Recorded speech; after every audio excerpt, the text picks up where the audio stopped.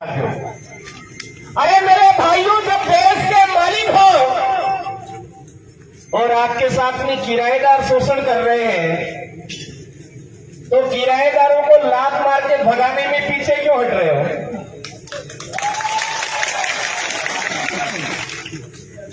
कोई किराएदार हमारे घर में आता है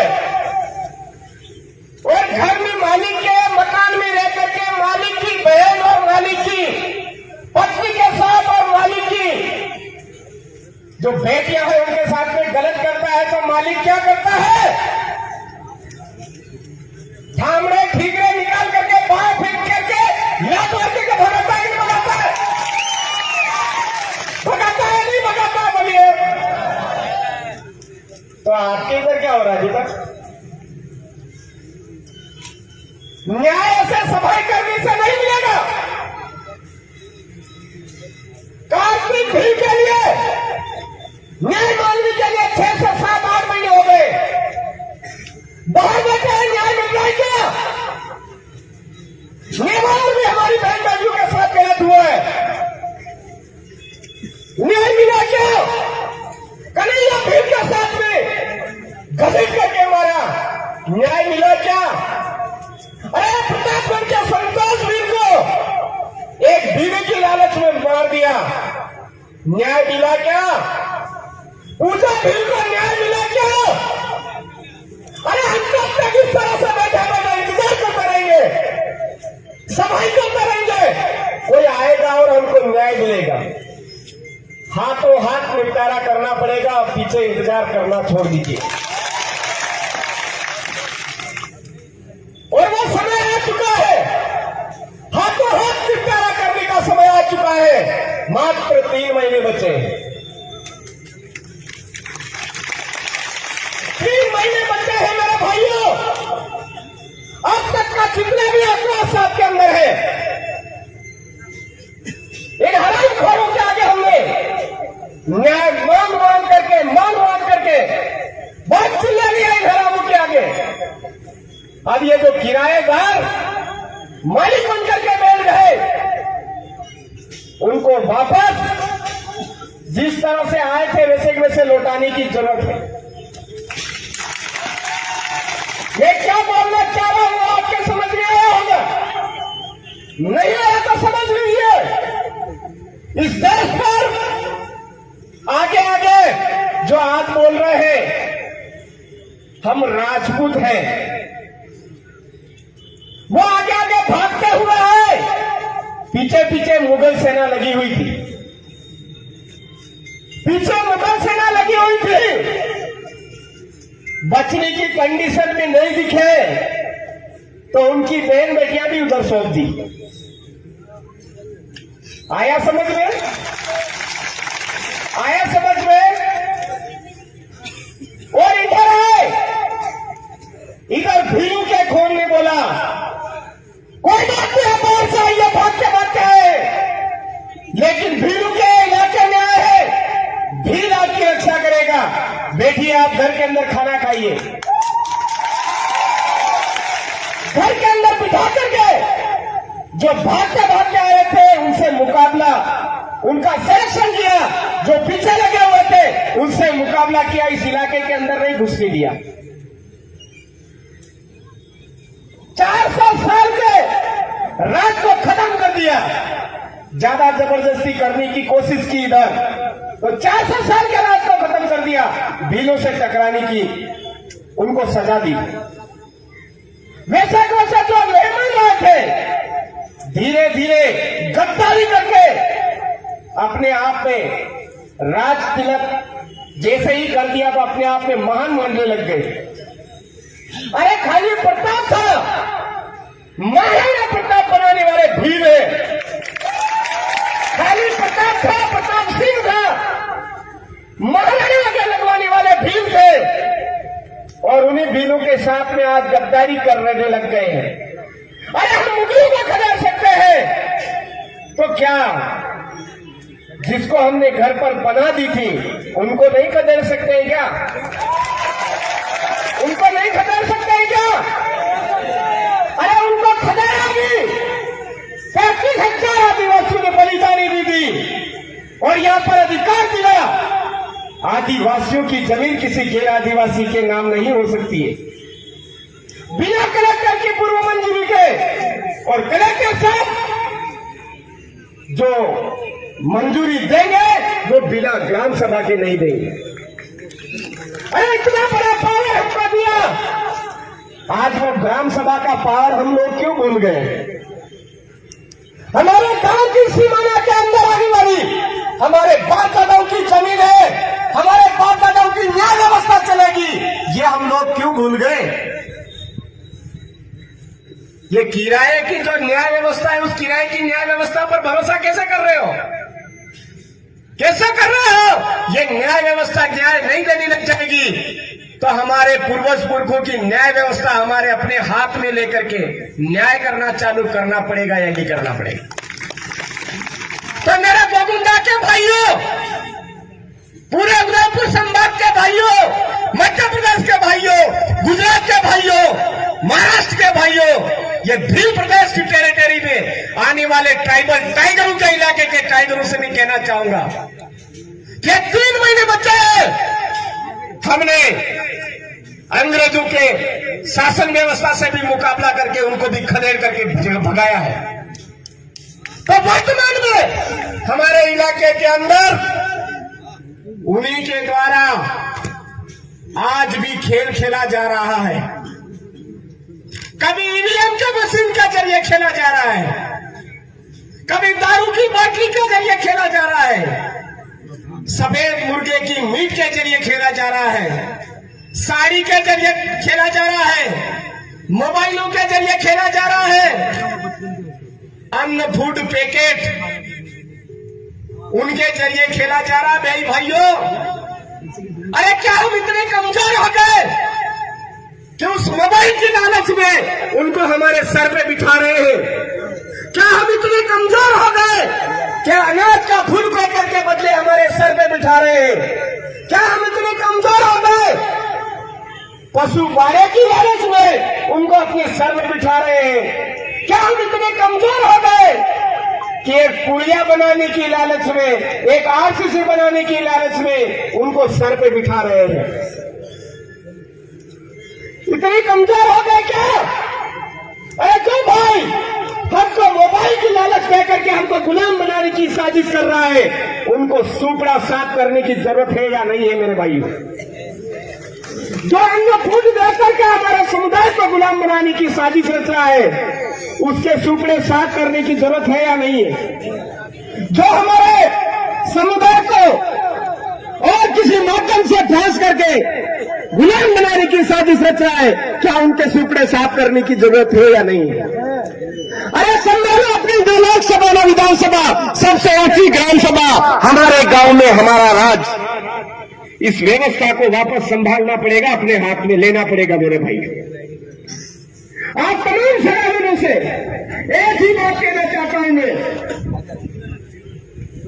जो अभी हमारी कार्की भाई, हमारा संतोष भील, हमारे कार्तिक भील, हमारे जितने भी वर्तमान में शहीद हुए जितने भी हैं, उन सभी के नाम पर जिस भी सरपंच ने लेटर लिख करके सरकार तक नहीं भेजा, उस घर परिवार में वार्ड पंच भी नहीं बनना चाहिए। ये बात हमको ठाननी पड़ेगी।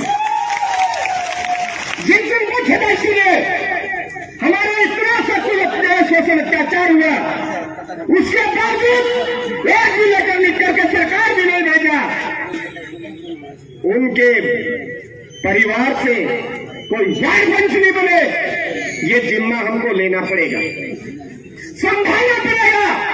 जो हमारे प्रधान बने, जो हमारे एमएलए बने, इन सब के कहने पर कभी लेटर नहीं लिखा, उन लोगों को पूरी तरह से डिलीट मारना पड़ेगा, सूत्रा साफ करना पड़ेगा।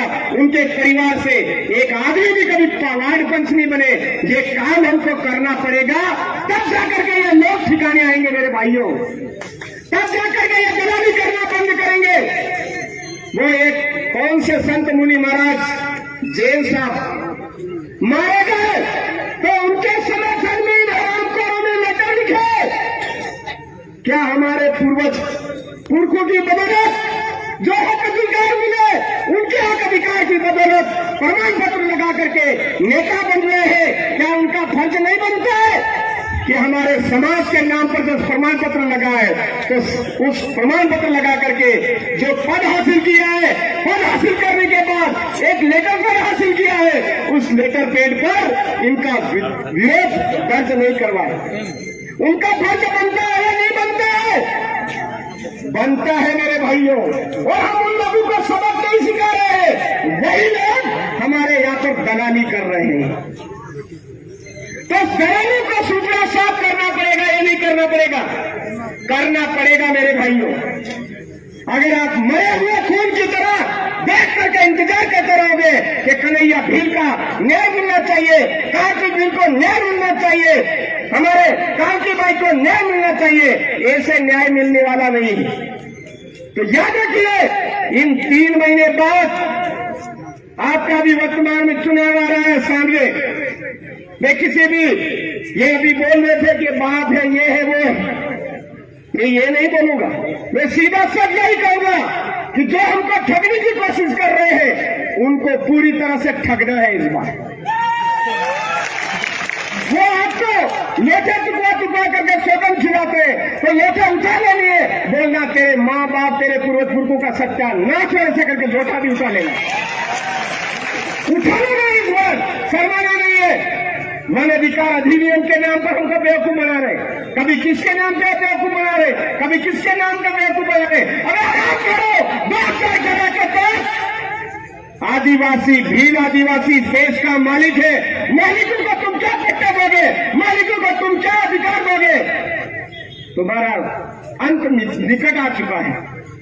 अरे 200 साल के राज को हम साफ कर सकते हैं, 400 साल के राज को हम साफ कर सकते हैं, तो ये 77 साल के राज को साफ नहीं कर सकते क्या? अरे अब गोफर उठाने का टाइम हमारे लिए, हमारे पूर्वज पुरखों ने नहीं छोड़ा, तीर धनुष उठाने का नहीं छोड़ा, वो हमारे लिए वोट का पावर दे करके गए। तो जितना भी गुस्सा है, जितना भी आज ये हमारे साथ अन्याय अत्याचार हो रहा है, शोषण हो रहा है, उसका अगर बदला लेना है, तो आप राणा पूंजा भील की धरती से आप तमाम साथियों को सौगंध है कि इस बार ये न कमल न हाथ नजर नहीं आना चाहिए हमारे इलाके में। केवल भीलों का राज स्थापित करना है, भील राज कायम करना है, भील प्रदेश बनाना है। इसकी आशा और विश्वास के साथ में एक नारा दूंगा, उससे मुझे समझ में आ जाएगा कि आपको कितनी हमारी बात समझ में आ रही है। जोहार का नारा है, बाकी साथियों को अभी भी डाउट है कि हम एक नहीं है। मैंने बोला था कि ये बात मेरे नारे से ही मुझे पता चल जाएगा किसको लग रहा है कि मैं देश का मालिक हूँ। वास्तव में खदेड़ सकता हो, वो नारे से पता चल जाएगा। जोहार का नारा है,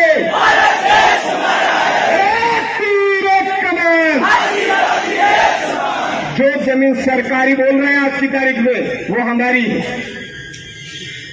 इन किराएदारों की नहीं है। किराएदारों के ठामड़े कैसे फेंकने हैं, कैसे उनका वो करना है, किराएदारों से घर कैसे खाली करवाना है, वो तरीका आपको मैंने बता दिया। अरे जो जमीन सरकारी है, जो जमीन सरकारी है, गोविंदा के भील आदिवासियों को डरने की जरूरत नहीं है। ये छोटे सा आज प्रतिनिधित्व आया है यहाँ पर खाली।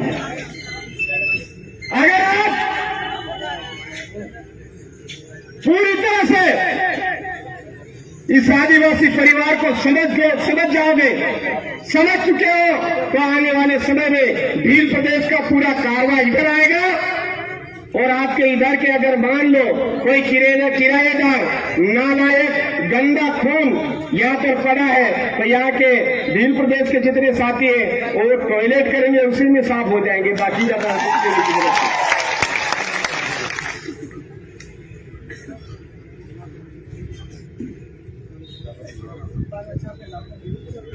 बहुत जबरदस्त बात है।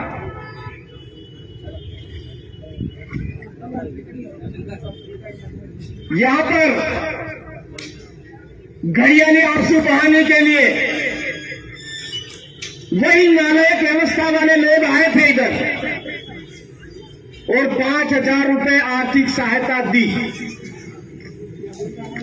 और 5,000 का पेपर में उन्होंने लाखों में छपवाया। क्या किया? 5,000 रुपए देकर के लाखों में छपवाया। मेरा पहला मुकदमा हुआ था सालमगढ़ के अंदर। उसमें मेरी तरफ से ये बोला था, ये जो दादा कह रहे ऐसे ही वो भी हमारे बहन बेटी के साथ में उन्होंने बोला था कि बलात्कार हुआ तो कौन सी बड़ी बात है। राजा रजवाड़ों ने तो बहुत सारे बलात्कार किए हैं, आप 10 लाख में निपट दीजिए ऐसा। तो मैंने मंच के माध्यम से वहां पर बोला था 10 लाख नहीं देता हो, आपकी एकदम कवारी और व्यवस्थित मुझे दीजिए, सरेआम मैं भी करना चाहता हूं। पहला मुकदमा ऐसा बोला था, उसकी वजह से हुआ था। एसपी साहब ने मुझे बोला कि इस तरह क्यों भड़क रहे हो, आपके ऊपर ये धारे लग जाएगी, वो धारे लग जाएगी, वो धारे लग जाएगी। मैंने कहा साहब, मैंने केवल बोला है उन हरामखोर नालायक गंदे खून ने हमारी बहन बेटी के साथ में किया है, हम समझौता आज तो ठीक है, कभी नहीं करेंगे, कभी नहीं करेंगे। ये उस टाइम में बोला था। फिर एसपी साहब ज्यादा बढ़ के मेरे ऊपर तो सीधा उनको बोल दिया, एसपी साहब कल आपकी बेटी के साथ में अगर ऐसा होता है आप क्या करोगे? एसपी साहब आप तो अंदर ड्यूटी करके आते हो और कल जाकर के आपकी बेटी के साथ में अगर कोई ऐसा होता है उस टाइम में क्या करोगे? एसपी साहब ने नजरें नीची कर ली और वो मेरा मुकदमा उसके ऊपर एफआईआर लगाई थी उन्होंने। तो आपके अंदर भी पैदा करिए बोलने का जज्बा। ये भाई साहब हमारे बीच में खड़े आज इनसे